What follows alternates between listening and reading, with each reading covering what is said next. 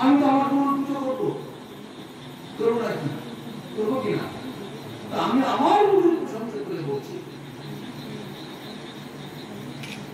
আমাদের গুরু পরম্পরায় ধারা রয়েছে, আমার যেমন গুরু আছে তারও গুরু আছে, তারও তিনি তার গুরুর গুণগান করছে, তিনি আবার তার গুরুর গুণগান করছে, তার গুরু আবার তার গুরুর গুণগান করছে।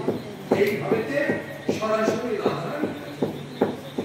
রাধারানী আবার নিরন্তর কৃষ্ণের গুণগান করছে।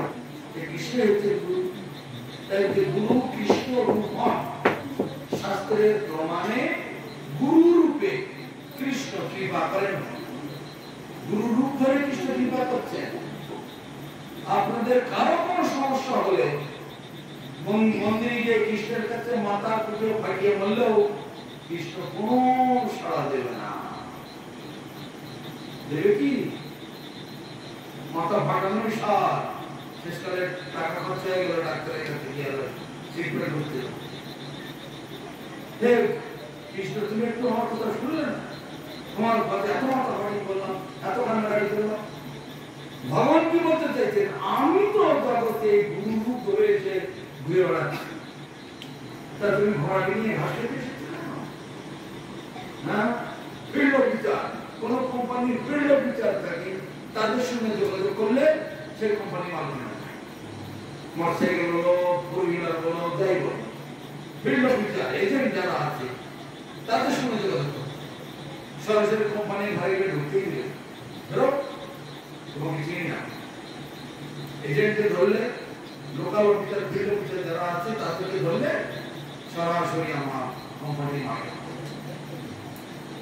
তদ্রূপ গুরু হচ্ছেন ভগবানের এজেন্ট, ভগবানের দূত, ভগবানের প্রতিনিধি, ভগবানের পার্শ্বদ, ভগবানের নিবেদন। তাই বলছে গুরু সাক্ষাৎ পরব্রহ্ম। এই বিচারে যে দেখতে পারবে তার গুরু ভক্তি হবে, তার কৃষ্ণ ভক্তি হবে। এটা প্রভুপাদ বলেছেন। কার কত বড় কৃষ্ণ ভক্তি আছে সেটা বোঝা যাবে গুরু ভক্তির ডিগ্রি নিয়ে। ছেলেগুলি কোনো স্কুল কলেজে পড়ছে, তাই না? কে ফার্স্ট বয়, কে সেকেন্ড বয়, কে থার্ড বয়, লাস্ট ফোর্থ বয়, কি করে চেনা যাবে? নম্বর থেকে পরীক্ষা, রেজাল্ট, মার্কশিট, তাই না? মার্কশিটে কার কত নম্বর আছে সেইভাবে সাজানো হবে। যে যত বেশি নম্বর পাবে, ফার্স্ট বয় হয়ে গেল, তার থেকে কম যে সেকেন্ড বয় হয়ে গেল, তার থেকে একটু কম যে থার্ড বয় করতেই হলো। তেমনি কার কত বড় কৃষ্ণ ভক্তি আছে তো গুরু ভক্তির ডিগ্রির উপরে সেটা বিচার হয়। তাই প্রভুপাদ বলছেন যে জগতে লক্ষ লক্ষ কোটি কোটি মানুষ আছে, সবাই কৃষ্ণ সেবা করতে পারে, কিন্তু সবাই গুরু সেবা করতে পারে না। বুঝতে পারলেন কথাটা? এটা প্রভুপাদের কথা। জগতে লক্ষ লক্ষ কোটি কোটি মানুষ আছে, সবাই কৃষ্ণ সেবা করতে পারে। যা দেবো তাই তো খাবে কৃষ্ণ, যে ফুল দেবো তাই তো নেই। তো দুটো ফুল দিল, পাতা দিল, না দিলেও কিছু দেবো, ছোট ফল, পাতা ফল, বাসি খাবার, কত দানা দিলেও গুরু ঘরে তুলে বসে আছে, দুটো নতুন ডালা দিয়ে তুমি ওদিকে ভালো মতো খাবে, চলবে? হয়তো বিনা কৃষ্ণ গুরু কৃষ্ণ আগেই দুটো নতুন দানা, দুটো বাচ্চাটা হয়ে গেল, দুটো খেয়ে দিতে হবে? হবে না। গুরু সাক্ষাৎ পরম ব্রহ্ম বলা হচ্ছে, সেই বিচারে দেখতে হবে। অতএব ওই নতুন দানা আর বাচ্চাটা দিয়ে দেখবেন ফল কেটে দিয়ে তাকে সন্তুষ্ট করা যাবে না। তাই বলছে সবাই কৃষ্ণ সেবা করতে পারে। উত্তর ভারতে গেলে, দক্ষিণ ভারতে গেলে, মধ্য ভারতে গেলে জয় শ্রীকৃষ্ণ, জয় শ্রীকৃষ্ণ এই কথা। কিন্তু আমাদের বাংলাতে জয় তাই, জয় তাই অনেক বলে, কিন্তু আমাদের ভোগীয় ভক্তগণ হরে কৃষ্ণ, জয় গুরু মহারাজ। যারা আমাদের গুরু মহারাজের কাছে আমরা শিখেছি, কেউ যদি প্রণাম করতে জয় গুরু মহারাজ, তার মানে প্রণামটা দেখে বললো আমি নিলাম না, আমার প্রমাণ দিতে হবে, আমার শক্তি কোথায়? এত লোকের দণ্ডক আমি গ্রহণ করার শক্তি আমার কোথায়? এত লোকের ভার দায়িত্ব দিতে পারে? গুরু মহারাজ যখন আমাকে প্রথম প্রচারে পাঠাচ্ছেন আমার জন্মস্থানেতে, তখন আমি বলছি আমি কিছুই জানি না, তো আমি কি করে কি বলবো লোকের কাছে? আমার কিছু বলার দরকার নেই, শুধু তোমার প্রশ্ন তুমি উত্তর দিবে। প্রশ্নটা হচ্ছে তোমার আরো ভাই আছে গ্রামাঞ্চলে, তোমার অনেক বন্ধু বান্ধব ক্লাসমেট সব আছে, তারা কেউ এখানে এলো না, তুমি এলে কেন? সবাই বাড়িতে মা বাবার কাছে আছে, তুমি কেন থাকলে না? তুমি এখানে কেন এলে? সবাই মাথায় একেবারে হেভি ছাট করে চুল রেখেছে, তুমি মাথায় নাড়া করেছো কেন? গলায় পুলিশের মালা করেছো কেন? তেল করেছো কেন? কি বুঝেছো? কি জেনেছো? তো তোমার প্রশ্ন তোমারই তুমি উত্তর দেবে, তোমার নিজের প্রশ্ন তুমি নিজেই উত্তর, ওইটাই তোমার হরিকথা। হরিকথা আলাদা করে বই পড়ে হয় না, হরিকথার জন্য ওই আমেরিকা থেকে ডিগ্রি নিয়ে আসতে হয়, নিজের উপলব্ধি ফিলিংস, সেটাই হচ্ছে হরিকথা, সেটাই ভাগবত। গুরুমালেই হইল। তখন আমি এইভাবে তার আদেশ নিয়ে চলে গেলাম। তো গুরু মহারাজ বলছেন গুরু হচ্ছেন একটি সরোবরের মতো, সরোবরেতে পদ্মফুল ঘটে, এই হাওড়া রেল লাইনে দুবাইতে অনেক পদ্মফুল আছে। পদ্মফুলটা হচ্ছে ওই শিষ্য, আর সেই পদ্মফুলটা ফুটছে, হাওয়ায় দুলছে, ঝকঝক ঝকঝক করছে, কেটে সাহায্য করছে সূর্য। সূর্য তাপ না দিয়ে পদ্মফুল হতো না, ফুটতো না। আর সরোবরে যদি জায়গা না থাকতো তাহলে ফুলটাও সরোবরে জন্মাতে পারত না। তাহলে কৃষ্ণ হচ্ছেন সূর্য, সরোবর হচ্ছেন গুরুদেব, আর পদ্মফুল হচ্ছেন শিষ্য। তাহলে গুরু শিষ্য আর কৃষ্ণ তিনি ভুলে গেল, বুঝতে অসুবিধা হচ্ছে? সূর্য হচ্ছে কৃষ্ণ, সূর্য হচ্ছে কৃষ্ণ, সরোবর হচ্ছেন গুরুদেব, আর সরোবরে পদ্মফুল ফুটেছেন সেটি হল শিষ্য। শিষ্য যদি মানে পদ্মফুলটা যদি সরোবরে রাখা হয়, যত বড় গরম হোক না কেন, সূর্যের যত তাপ হোক, পদ্মফুল শুরু হবে, শুকিয়ে যায়। কিন্তু সেই ফুলটা সরোবর থেকে তুলে একটু ডাঙায় নিয়ে রাখলে 1 মিনিটে শুকিয়ে যায়, তাই না? ফুলের আর কোনো অস্তিত্ব নেই। কিন্তু ওই ফুল যতক্ষণ সরোবরে থাকবে, সূর্যের বাকি ক্ষমতা নেই তাকে শুকিয়ে ফেলে। সেই জন্য শাস্ত্রে বলা হচ্ছে গুরু রুষ্ট হইলে কৃষ্ণ রাখিবারে নারে, কিন্তু কৃষ্ণ রুষ্ট হইলে গুরু রাখিবারে পারে। কৃষ্ণ যদি কারোর করে রেগে যায়, যায় না, তো গুরুদেব আছেন, তো গুরুদেব চরণ ধরে থাকবে, তিনি আমাদের রক্ষা, গুরু তাকে রক্ষা করবে, কৃষ্ণ তাকে আর ফেলতে পারবে না। পাণ্ডবরা তার প্রমাণ, পাণ্ডবরা কৃষ্ণকে ছাড়ে, কিন্তু কৌরবেরা কৃষ্ণ কৃষ্ণ বুঝি না, মানে কৃষ্ণ মানে তৎকালীন যুগে উনি ছিলেন গুরু, মহাভারতের যুদ্ধের সময় কৃষ্ণ ছিলেন গুরু, অতএব পাণ্ডবরা সেই গুরুর চরণ ধরে রাখলো। আর বিষ্ণুকে ভগবান করতো, বিষ্ণু তাকে ভিতরে গুরু, কৃষ্ণ বিষ্ণু একই করত। কিন্তু কৌরবরা ওসব গুরু মানি না, গুরু করিয়ে বেড়াতো, সে আবার গুরু হচ্ছে, গোয়াল ছেলে গুরু করিয়ে বেড়ায়, আবার গুরু, ওসব কিছু মানে ওরা ধ্বংস হয়ে গেল। পাণ্ডবরা গুরুচরণ ধরেছিল, তারা কিন্তু গুরু যদি কখনো রেগে যায়, কৃষ্ণ তাকে রাখতে পারে না। সেই জন্য আমাদের নিয়ম গুরু সেবা। আর প্রভুপাদ এখানে বলছে এটা আমরা হচ্ছে ইংরেজ বাড়িতে রয়েছি। তোমাদের কোন বাড়ি? তোমাদের বাড়িটা কি নাম এটা? বইরা তো বইরা বইরা করুণাময় আসেনি তো। তোমাদের নামটা কি?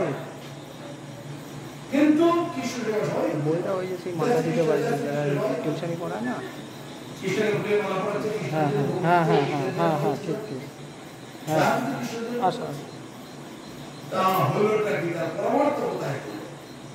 পরমার্থের চাবিকাঠি হচ্ছে গুরুদেবের হাতে।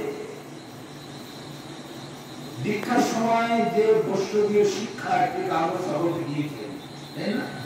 সহজে বৈষ্ণবীয় শিক্ষা, ওখানে একটা মন্ত্র আছে, দেখবে নিজেও ধ্যান মুখস্থ হয়েছে তোমার।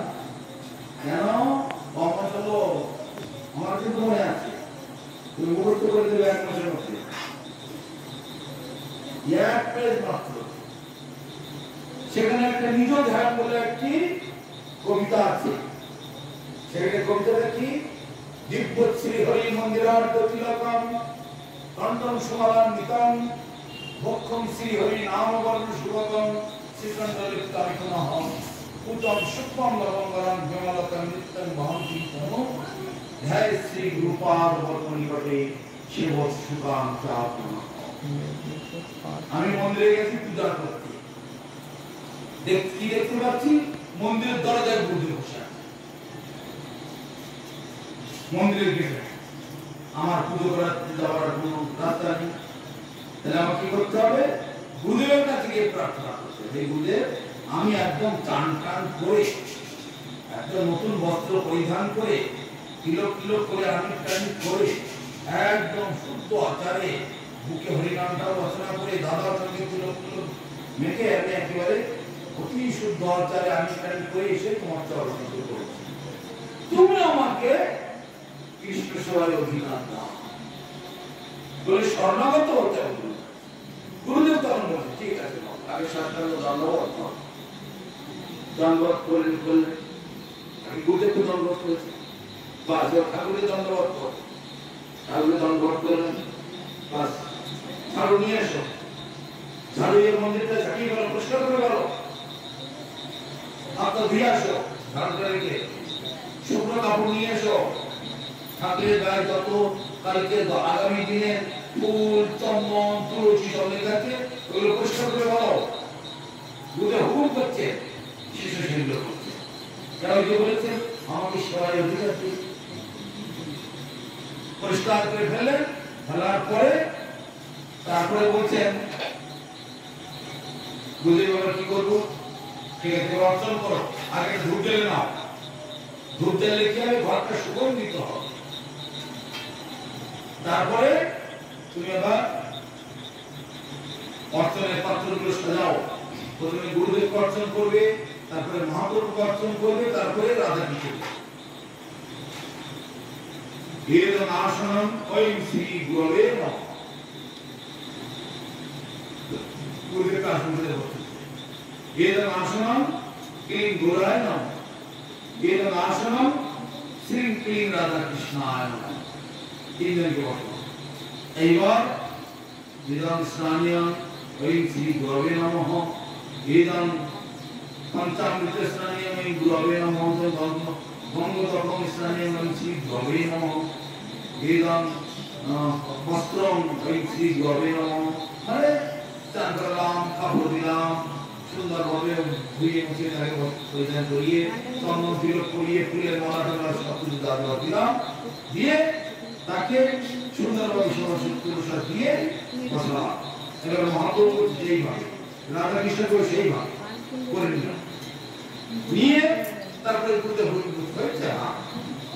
তারপরে গুরুদেবের বুকে গুরুবর্গের বুকে তুলসী দিতে হবে, রাধা গোবিন্দের মহাপ্রভুর চরণে তুলসী দিতে হবে, সব দিয়ে দিয়ে তারপর গুরুদেব বললেন দাও আসন পাতো। আসন গুরুদেবের একটা মহাপ্রভু রাধা কৃষ্ণের তিনটা আসন পাতো, এতে মানে আসনে ফুল দাও, পুষ্পাসন, ফুল দিয়ে আসন সাজাও, ভগবানকে আহ্বান করে বসার জন্য। তুমি এবার ভোগ নিয়ে আসো, ভোগ নিয়ে আসি, নাও তিনজনকে আহ্বান করে বসাও, বসে ভোগ নিবেদন করো। নিবেদন হয়ে গেল, যাও তামুল টামুল যা তোমার এই ভাবে ভগবত বৎসর ছিল তোমরা কীর্তন করি ওইটাই। আর কিভাবে কীর্তন করবে, চিন্তাটা কি হবে? দরজা বন্ধ করে বাইরে এসে কি চিন্তা করতে হবে? সাক্ষাৎ বৃন্দাবন ধামে নন্দ মহারাজের বাড়িতে মা দশমতী রাধারানীকে ডাকিয়ে এনেছেন রান্না করার জন্য। কেন রাধারানী আশীর্বাদ পেয়েছিলেন তার হাতে রান্না যে গ্রহণ করবে দীর্ঘজীবী হবে। তখন মা তো চায় আমার সন্তান দীর্ঘজীবী হোক, তাই না? সেইভাবে দীর্ঘজীবী হওয়ার জন্য আশীর্বাদ নেওয়ার জন্য রাধারানীকে ডেকে রোজ রাধারানীকে রান্না করে। রাধারানী আসতে অষ্ট সখীকে নিয়ে, তার সখীগণ আছে, ছোট ছোট বালক বালিকার দল, সবাই ছোট ছোট বালিকা, কিন্তু তাদের অন্তর্নিহিত ভাব ধারণা অনেক অনেক উঁচু, সে আমাদের চিন্তার বাইরে। তারপরে রান্না বান্না হয়ে গেল, মা দশমতী বলছেন যাও এবার ডেকে আনতো তোমাদের মহারাজকে ডেকে আনো, নন্দ মহারাজ ছেলেপুলি সব ডেকে আনো, ভোগ মন্দিরে বসিয়ে দাও, আসন টাসন করে ঝাড়ু টাড়ু দিয়ে সুন্দর করে মুছে পেয়েছে ওখানে আসন করে দাও। নন্দ মহারাজ আসলেন, সমস্ত বালক সব ছেলেপুলেরা সব এসে গেলেন, কৃষ্ণ বলরাম দাম বসুদাম সুদাম শ্রীদাম কত মঙ্গল সবাই এসে বসে গেল। এবার এখানে সুন্দরভাবে পরিবেশন করো, রাধারানী আর সখীদেরকে নিয়ে পরিবেশন করতে হবে, এরকম চিন্তা করতে হবে। আর মা দশমতী সুপারভাইজ করছে, উনি সুপারভাইজার, ঘুরি ঘুরি ঘুরি ঘুরি দেখছেন কার পরে কোনটা লাগছে, কার কোনটা ফুরিয়ে গেল, কার একটু জল লাগবে, কার দুটো লুচি লাগবে, কার একটা লাড্ডু লাগবে, কার একটু পরপরানো লাগবে, কার একটু সবজি দরকার, ডাল দরকার। রাধারানী এই নন্দ মহারাজ ঘুরে ঘুরে দেখে সত্যি কি বলে মা যশোদা ঘুরে ঘুরে দেখছে, ঘুরে ঘুরে ঘুরে ঘুরে সব পরিদর্শন করছে, এই লুচি দাও, ওখানে একটু ক্ষীর দাও, ওখানে একটু লাড্ডু দাও, সব দেখছে। বাহ, সুন্দরভাবে সেবা হয়ে গেল। গিয়ে এবার হরিবল দিতে দিয়ে দিয়ে প্রসাদ সেবা করে সবাই জল টল খেয়ে হাত মুখ ধুয়ে ব্যবস্থা সেটা দিয়ে সবাই বিছানায় চলে ভোগ টরের চিন্তা করত। তারপরে মা দশমতী কি আজ্ঞা দিলেন, যাও ওগুলো নিয়ে আসো, ধনিষ্ঠা তুমি সব নিয়ে আসো, একজন সখী ধনিষ্ঠা তার নাম, ওগুলো সব নিয়ে আসো। রাধারানীকে বলছে তোমরা সবাই সত্যকে নিয়ে এসেছো, তোমরা সবাই বসে সেবা করে নাও, কৃষ্ণের প্রসাদ তোমরা এখন সেবা। মা দশমতী বললেন অষ্ট সখীকে নিয়ে এসে কৃষ্ণ সব রাধারানী সব সেবা টেবা করে নিলেন। করার পরে ঠিক আছে বাবা, তোমাদের তো অনেক দেরি হয়ে গেল, তোমাদের মা বাবা দিকে আবার খোঁজ করছে, তোমরা নিজে নিজে বেরিয়ে এখন আবার কালকে সময়। এইভাবে মা দশমতী রাধারানীকে আগামীকাল আসার জন্য আবার প্রার্থনা করলেন। তারপরে প্রার্থনা না আদেশ করলেন, ছোট বাচ্চা আদেশ করলো। তারপরে সেইভাবে তাদের সেবা হয়ে গেল। তারপরে যেটা থাকলো মা দশমতী বাড়ির কর্মচারীদের সকলকে নির্দেশ করে। তাহলে এখানে কৃষ্ণ বলরাম দাম বসুদামের সেবা করে চলে গেল। পরবর্তীকালে কে সেবা করছেন? রাধারানী আর ওই ললিত সখীগণ। যে রাধারানী হচ্ছেন এখানে গুরু,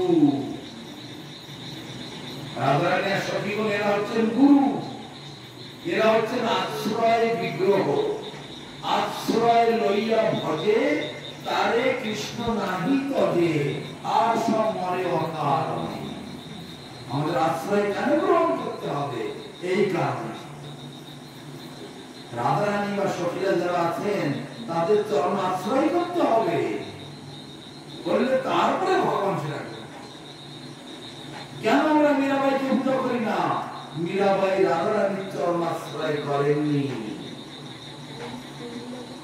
হাজার হাজার কৃষ্ণ ভক্ত আছে, সরাসরি কৃষ্ণকে পুজো করেন কিন্তু রাধারানীকে মানেন না, সেই পূজা কৃষ্ণ গ্রহণ করেন না। লক্ষ্মী দেবী তিনি বৈকুণ্ঠের বৈভব ছাড়তে পারলেন না, কিন্তু রাসলীলায় ঢুকতেই পারলেন না। শেষকালে বেলবনে গিয়ে বলে তার আশ্রয় লইয়া ভজে, গুরুচরণ আশ্রয় করতে হবে, তারপরে তোমার তো সেই জন্য আর যদি এটা না করা হয় ভগবান তার সেবা গ্রহণ ও মাতাজি তাহলে এখানে চন্দন গুলে দিয়ে সেই রাধারানীর কাছে যদি সব পৌঁছে দিই, মন্দিরের মধ্যে গুরু আছে মানে রাধারানী আছে, তার হাতে যদি তুলে দিই আমার আর কিছু লাগবে, আমার ঝামেলা মুক্ত, তিনি সকলকে জাগে দেওয়া দিই।